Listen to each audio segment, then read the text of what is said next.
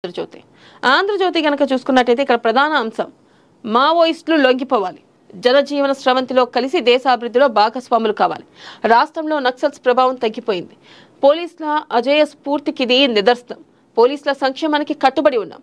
Constable Pramod కుటుంబానికి ₹1,00,00,000 పరిహారం, 300 గజాల ఇంటి స్థలం. ఇక ఆ కుటుంబంలో ఒకరికి ప్రభుత్వ ఉద్యోగం.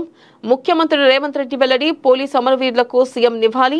ఇక ప్రజలతో ఫ్రెండ్లీ పోలీసింగ్, నేరస్తులతో కాదు డీజీపీ శివధర్ రెడ్డి. ప్రధానంగా చూసుకున్నట్టయితే ఏదైతే ప్రమోద్ కానిస్టేబుల్ ప్రమోద్ చనిపోవడం జరిగింది, ఏదైతే రియాజ్ ప్రమోద్ ని కత్తితో పొడవడం వల్ల కానిస్టేబుల్ ప్రమోద్ చనిపోయారు. ఈ నేపథ్యంలో ఆయన కుటుంబానికి 300 గజాల స్థలం ఒకటి కేటాయించారు. అలాగే ₹1,00,00,000 నష్టపరిహారం ఇచ్చారు.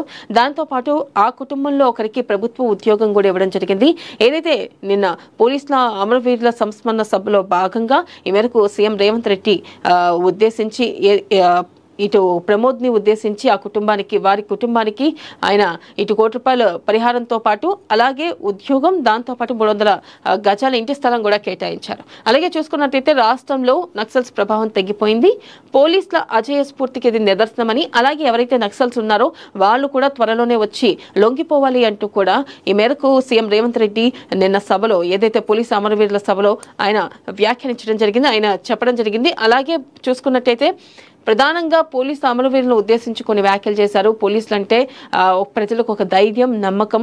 ఆ పోలీసులు ఉన్నారు కాబట్టి ఇప్పుడు ఎన్నో నేరాలను అరికడుతున్నారు అంటూ కూడా ఈ మేరకు ఆయన కొన్ని విషయాలు చెప్పడం జరిగింది. కొన్ని అంశాలను ప్రస్తావించారు. అలాగే జనజీవన స్రవంతిలో కలిసిపోవాలి, మావోయిస్టులను ఉద్దేశించి కూడా ఆయన కీలక వ్యాఖ్య చేయడం జరిగింది. ఏదైతే మావోయిస్టులు లొంగిపోవాలని, జనజీవన స్రవంతిలో కలిసిపోవాలని, దేశ అభివృద్ధిలో భాగస్వాములు కావాలంటూ కూడా ఆయన మావోయిస్టులకు పిలుపునిచ్చారు.